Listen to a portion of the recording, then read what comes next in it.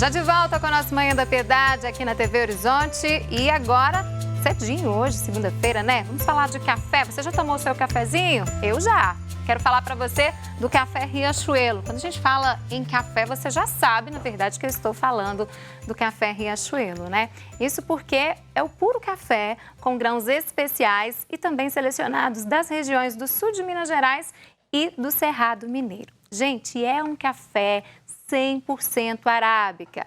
O produto é torrado e moído também artesanalmente. Olha, isso faz toda a diferença no aroma, faz toda a diferença no sabor. Então, você, meu amigo dono de casa, você, meu amigo, vai às compras agora no início da semana, não se esqueça. Olha este nome, olha esta marca, Café Riachuelo, que é o verdadeiro gostinho da roça. E não é de hoje, viu, gente? Essa marca está no mercado desde 1962. Então, há um bom tempo, né? Há quase 60 anos fazendo o café dos mineiros. E você vai encontrar o café Riachuelo moído na hora, aqui na capital mineira, ali no final da Avenida Paraná, fica bem na virada do MOVE, entre as ruas Santa Catarina e Tupis, na antiga Praça 1º de Maio. Fica bem no centro de Belo Horizonte, tá bom? Um ponto de referência para você é o Mercado Central. Quer saber mais sobre o café Riachuelo? Então ligue agora, o telefone está aí na sua telinha, 3212-7993. Café Riachuelo é o ponto alto em café. Já tomou o seu cafezinho? Também já tomou o meu? Agora vamos falar da nossa saúde. Pois é, você sabe que todo mundo precisa descansar, é claro, né? E para algumas pessoas, poucas horas de sono são suficientes para acordar de bem com a vida. Agora, outras necessitam de mais tempo, né, para recarregar as energias. E alguns especialistas são bem firmes em afirmar, né, que uma boa noite de sono, ela melhora também o nosso equilíbrio físico, mental, emocional, né, de todos nós, na verdade. E além disso, vai além, viu, gente? Fortalece também o sistema imunológico, ajuda a prevenir doenças e tem muita importância para o bom funcionamento do nosso cérebro. E muitas pessoas simplesmente não conseguem dormir, né? Isso porque elas sofrem do distúrbio do sono. E é sobre este tema que eu vou conversar agora aqui no programa com a médica pneumologista Luciana Macedo. Luciana, bom dia, seja bem-vinda ao programa. Prazer, obrigada pelo convite. Nós que agradecemos, muito bom falar deste assunto, porque eu ouço tanta gente reclamar que não consegue dormir bem à noite, e aí a pessoa acorda indisposta, sem energia no outro dia. É normal não conseguir dormir bem, Luciana, ou não dormir? Não, não é normal, é frequente, né? O que a gente precisa observar quando a pessoa fala que não consegue dormir é se ela tem um quadro que a gente chama de uma insônia, se ela tem dificuldade para iniciar o sono ou para manter, aquela pessoa que fica acordando várias vezes à noite ou tem um despertar precoce, ou se a pessoa teoricamente dorme bem a noite inteira, mas tem aquele quadro que a gente chama de apneia do sono, que é o termo médico para paradas respiratórias, que é uma doença que geralmente vem associada ao ronco. Nesse caso, a pessoa aparentemente dorme a noite inteira, mas durante o dia ela está sonolenta, cansada, então a gente tem que fazer essa diferenciação para poder tratar. Agora, então é ideal que essa pessoa, para saber todos esses detalhes, que ela peça a alguém que esteja por perto, que observe ali o sono dela. Isso é importante. A presença de um cônjuge ou de alguma pessoa que vê o paciente dormir é importante para ele relatar se há ronco, qual que é o grau do ronco, qual que é a intensidade, a frequência, se é um ronco que é só quando a pessoa bebe, está cansada, ou se é um ronco que já é contínuo, e se ele está associado àquelas paradas respiratórias, né? A pessoa relata assim, eu tenho aquele ronco ressuscitativo, aquele ronco que me assusta, que me sufoca. E às vezes a pessoa até acorda, né? Agora, muitas pessoas não sentem nada. No dia seguinte só estão sonolentas e cansadas e não sabem que tem o quadro. Então, realmente, uma pessoa que vê o paciente dormir, é importante acompanhá-lo na consulta. Tá. Agora, Luciana, eu queria que você falasse um pouco da importância aí de uma boa noite de sono pra gente, porque a gente fala sempre do descanso, da energia, né?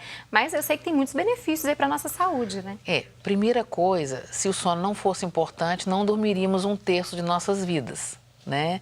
Hoje os trabalhos são firmes em afirmar que uma boa noite de sono é importante para a gente executar nossas funções, nosso trabalho de maneira adequada, para estarmos mais espertos e conseguimos concatenar, raciocinar, não termos perdas de memória, né? E poder, assim, passar o dia descansados. Outra coisa importante falar é que alguns distúrbios do sono, como é o caso do ronco e a apneia, podem causar complicações cardiovasculares, tanto em doenças do coração quanto doenças neurológicas, além de cansaço físico e possibilidade da pessoa dormir em situações em que não deveria e até mesmo dirigindo às vezes. Pessoas que já têm esse problema, algum tipo de problema cardiovascular, tivesse essa questão do sono, aí pode complicar ainda mais o quadro? Isso pode agravar mais o quadro cardiovascular e causar outras complicações que a pessoa ainda não tem, como infarto, arritmia cardíaca, derrame cerebral. E em alguns casos, assim, há um tratamento de coronárias, a pessoa começa a tratar uma arritmia ou um infarto e às vezes não é resolutivo, não consegue uma boa eficácia porque não tratou a apneia, que pode ser a causa de tudo. Então tem que haver uma suspeição do médico, né, e mesmo do paciente reparar como é que está o sono dele. Quais são os exames mais indicados para verificar se está tudo ok com o sono de uma pessoa, Luciana? Além desse relato do paciente de estar cansado, de estar roncando e a sonolência diurna, o exame que faz toda uma avaliação da noite de sono chama-se polissonografia. É um exame onde a pessoa dorme num hospital ou clínica, ou até mesmo em domicílio, dependendo, na casa dela, dependendo do quadro, se há indicação, e são colocados fios, né, que a gente chama de eletrodos, que monitorizam o cérebro, a respiração, monitorizam todas as variáveis fisiológicas da pessoa durante o sono. No dia seguinte, isso é digitalizado, colocado no computador, e aí o médico vai olhar cada página e vai concluir o que está acontecendo para poder ver o melhor tratamento. E o tratamento é feito de acordo com cada paciente, cada problema apresentado. Com a gravidade e qual que é o quadro apresentado. Tá. Mulheres, homens, tem a ver aí com o sexo, problemas do sono ou não? Sim, em se falando então da apneia, que é a doença do ronco, ela é causada pela redução do espaço da via aérea superior, quer dizer, a garganta da pessoa é menor do que deveria, né? Isso tem uma frequência maior nos homens, né, a partir de 30 anos, mas as mulheres, após a menopausa, com a perda hormonal, os hormônios reduzem, causando uma flacidez maior nessa via aérea superior. Então, a mulher vai ter maior facilidade de fechar a garganta e ter uma parada respiratória. Então, aí a incidência da doença nas mulheres vai se igualar um pouco como nos homens, né? Quanto à insônia, que é um problema dos dias modernos, a gente trabalha muito estresse, né? Ainda mais... A gente ouve muito essa reclamação, né? Por aí. Então, assim, está cada vez mais frequente. Então, assim, é um pouco mais comum ainda nos homens, por serem os homens que detêm, assim, maior porcentagem do mercado de trabalho. Mas a mulher está igualando ali nessa frequência. Então, cerca de 50% da população ou teve ou ainda vai ter insônia ou tem, né?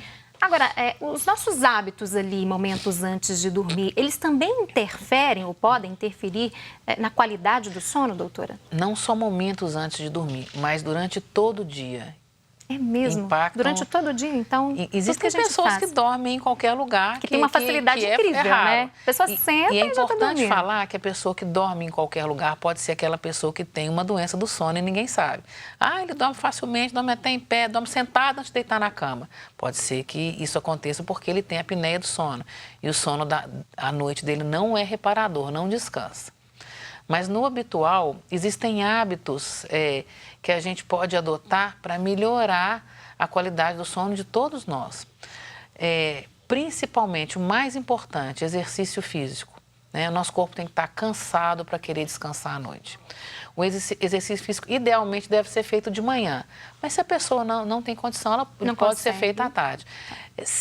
A gente não deve deixar de fazer exercício físico, né? Mas se ele é feito à noite, muito perto da hora de dormir, e se é um exercício físico mais pesado, ele, pelo contrário, ele alerta a pessoa. A pessoa fica agitada, Fica né? agitada, acaba dormindo mais tarde, isso é o que acontece. Mas depois que ela dormiu, ela vai ter um sono bom, né? Então, o que acontece no exercício físico à noite é que ele atrasa o início do sono. Outras coisas são a gente olhar bem tipo de alimentação. Por exemplo, a cafeína, que é existente nos chás pretos, nos cafés, nos refrigerantes e achocolatados, principalmente café. Ela nos alerta muito. A gente deve tomar café, não em grande quantidade, é uma coisa que a gente gosta muito e tem que usar o café para nos ajudar na hora adequada de estar alerta e tudo. Agora, e é muito pela manhã, saboroso, né? Mas assim, mais tarde à noite não se deve, porque realmente Pode atrapalhar o sono. pode atrapalhar o sono. Fora isso, a gente deve ter o quarto de dormir numa temperatura adequada, silencioso, com escuridão. Se eu tenho um quarto mais claro que clareia logo que amanhece, a tendência da pessoa é despertar, porque quando a luz incide na pele, ela reduz uma substância que chama melatonina, que tem que estar alta para a pessoa dormir. Então, luz, temperatura do quarto, silêncio são importantes. Mais uma coisa, a cama, ela tem que ser usada basicamente para dormir. Então, alimentar-se na cama que dorme, assistir televisão antes de deitar, pode alertar atrapalhar. uma pessoa. Tá. A gente deve assistir televisão em um outro cômodo e quando tiver com sono, ir para a cama diretamente para dormir. Tem pessoas que têm o hábito, né? Só dormem assistindo televisão. Deixa a televisão ligada Isso e é fica. raro. E às vezes a pessoa acha que a televisão está embalando ela e não Exatamente, eu já está. ouvi muito isso. Ela começa a dormir, mas à noite ela fica acordando porque a televisão alerta ela. Pois é, e aí a gente está falando da televisão, mas tem um novo dispositivo agora que vem chamando muita atenção de todas as faixas etárias, né? Que é o celular. Muitas pessoas, já ouvi de muitas pessoas, não, antes de eu dormir eu fico lá checando as minhas redes sociais, mandando e-mails. É hora para isso, Luciana? De forma alguma. A gente tem que meio que marcar um horário para parar com isso, né?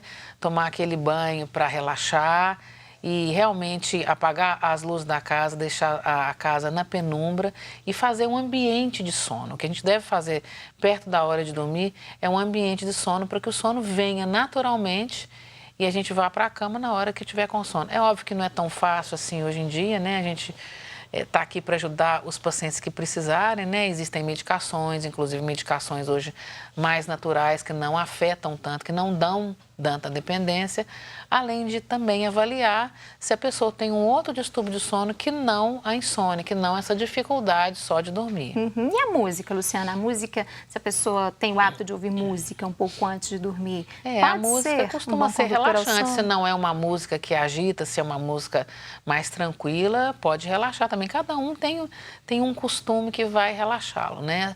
Guardando essas observações de a televisão costuma alertar, a luz forte costuma alertar, né? Então, a música mais tranquila pode ajudar, sim. E com as crianças? A gente sabe que, principalmente recém-nascidas, às vezes os pais têm muitas dificuldades, né? Ali para tentar entender toda a rotina do sono de um bebê. Passa por todo esse processo de cuidados também? Todos nós temos que ter uma rotina de sono, né? Então, desde bebê, os pais têm que mostrar para a criança a gente tem que mostrar para o nosso organismo que existe um horário para as coisas. Se eu um dia tenho um jantar numa hora, no outro dia no outro horário, cada dia é num horário, os nossos hormônios, nosso organismo fica sem saber que hora que ela janta, não sei, né? Então, assim, temos que ter uma rotina. Assim é na criancinha também, ela tem que ter uma rotina, certo momento tem que se apagar as luzes da casa, ou pelo menos deixar na penumbra, parar de se alimentar, porque a digestão noturna para a criança começa a ficar difícil. Muitas mães têm o hábito, às vezes, de acordar um neném já maior para alimentar à noite, a mãe fica preocupada, né, que está dormindo demais, acorda. Com isso o neném vai ter refluxo, e o refluxo, a volta do alimento vai atrapalhar o neném a dormir. Então, assim, a rotina é importante. E outra coisa importante falar é que a infância é uma idade de distúrbios do sono típicos da criança. Então, a criança tem distúrbios do sono típico que param quando ela começa a ficar mais velhazinha, né? mas tem distúrbios do sono típicos da infância, então que se os pais observarem que a criança tem particularidades, além da dificuldade de dormir habitual da infância, elas devem procurar ajuda com um especialista de sono de criança. São problemas típicos daquela fase, Isso, então. tem problemas, distúrbios do sono típicos da infância. Agora, os tratamentos, de uma forma em geral, eles envolvem aí uma equipe multidisciplinar para quando já é identificado qual é o problema, qual é o distúrbio ali de um paciente, Luciana? Sem dúvida. Uma coisa que é comum num distúrbio do sono, às vezes, é precisar de vários tipos de profissionais.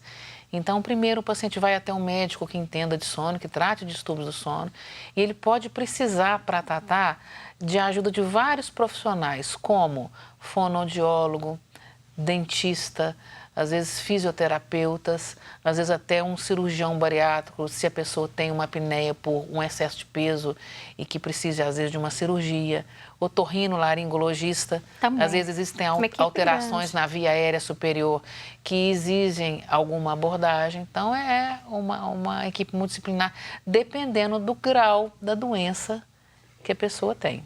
Qual que é o distúrbio do sono mais comum que você vê hoje no consultório? Sem dúvida, a apneia do sono. É a parada respiratória que é associada ao ronco. Então, o ronco a gente tem que observar muito. Antigamente, a gente achava que o ronco era só um motivo de piada, algo no sentido, e que só atrapalha as pessoas que estão tentando dormir ao lado da pessoa. Hoje a gente sabe que não, que ele pode vir acompanhado de doença, né? Então, quando o ronco está ficando contínuo, cada vez mais alto, a gente tem que procurar ajuda para fazer o exame, a polissonografia, para detectar se a pessoa, além do ronco, tem paradas respiratórias. Se a pessoa não cuidar disso aí no momento exato, não identificar o problema, o que pode acontecer? Então, vão surgindo complicações neurológicas, psicológicas também, vamos dizer assim, e com o tempo cardiovasculares. Então, existe a sonolência, a perda de memória, dificuldade de concentração, irritabilidade é muito comum.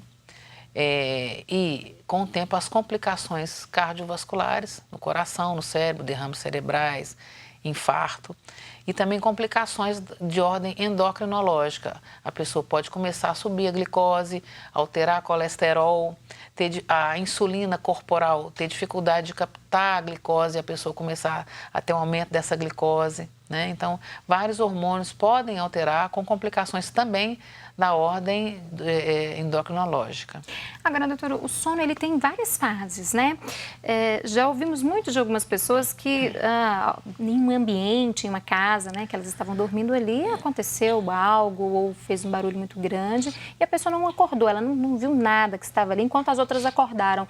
Isso é comum? Isso é porque a pessoa estava em um estágio mais avançado do sono? Sim, isso é comum. Então, o sono, ele é composto do sono leve, do sono profundo e do sono que a gente chama de sono REM.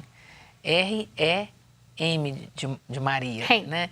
Rapid Eye Movements. Então, esse sono REM é o sono onde a pessoa tem movimentos nos olhos e é um sono um pouco agitado, que a pessoa... É o sono dos sonhos, né? Então, o sono dos sonhos, ele é mais comum na segunda metade da noite. Então, na segunda metade da noite, a pessoa tem o sono leve associado ao sono REM, que é o sono dos sonhos. Então, a pessoa fica é mais fácil que ela seja acordada. Então, na segunda metade da noite, o sono é mais leve e é quando a pessoa sonha. Já na primeira metade da noite é quando a gente tem o sono profundo. A primeira metade que o sono é profundo? A primeira metade da noite que o sono é profundo, não. Então, assim, às vezes pessoas comentam que houve um barulho grande em casa, ou que teve uma chuva muito forte e a gente nem percebeu, né? Às vezes toca um telefone de um filho, alguém querendo chamar, e se você já entrou no sono profundo, realmente, às vezes, a pessoa não ouve. É comum, não é um problema então, não, isso viu? É comum, é comum. Tá. E aquelas pessoas que relatam que a noite toda elas não conseguem, qualquer barulho incomodam elas. Às vezes passa um carro na rua, acordei com o barulho do carro. Existem aquelas pessoas assim, que têm o sono leve, né? Por ansiedade, ou por maus hábitos, ou por algum problema de vida que o sono não está. E depressão é uma grande causa de um sono que a pessoa não consegue manter. Acorda várias vezes à noite ou desperta cedo, né? ou o próprio ambiente de casa, algum problema com filhos ou com o cônjuge, pode causar um sono não reparador. Nesse caso, às vezes a pessoa vai para o hospital ou para alguma clínica fazer o exame do sono e acaba dormindo melhor que em casa, porque em casa que estão os problemas, né? E a pessoa Então, desliga, né? A pessoa desliga. E essa pessoa costuma desligar também em férias, numa viagem, dormir melhor, se é um problema mais pontual do dia a dia, do trabalho ou de algum problema em casa. Existe também a má percepção do sono. A pessoa acha que não dormiu nada, E dormiu. quando você faz o exame, ela dormiu. É uma percepção dela que não É dormiu uma bem, né? percepção dela que não dormiu. E às vezes você tem até que tratar, porque ela se sente cansada. Então, assim, são casos muito específicos que exigem uma avaliação minuciosa. Agora, depois de identificado o problema, o distúrbio, a partir do momento que inicia o tratamento, os resultados já são geralmente de imediato? No caso da doença do ronco, a apneia e as paradas respiratórias, a melhora é, na maioria das vezes, imediata. Se a pessoa adapta ao tratamento e consegue adaptar aos aparelhos que são usados e tudo, às vezes no dia seguinte, às vezes no hospital, se ela vai colocar o aparelho para tratar a apneia no hospital, ela já amanhece no dia seguinte pensando assim, nossa, há quanto tempo eu não durmo tão bem, né?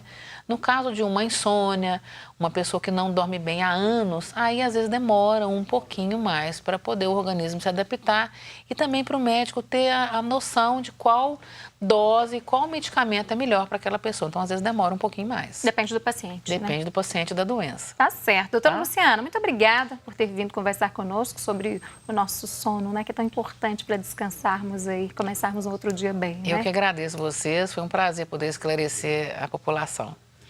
E você aí de casa, continue conosco, viu? E eu te convido mais uma vez a enviar mensagens aí para o nosso grupo de WhatsApp, viu? O telefone, o número está aí na telinha para você. Então participe conosco, mande as suas sugestões, esclareça as suas dúvidas. Nós vamos para um rápido intervalo, voltamos já.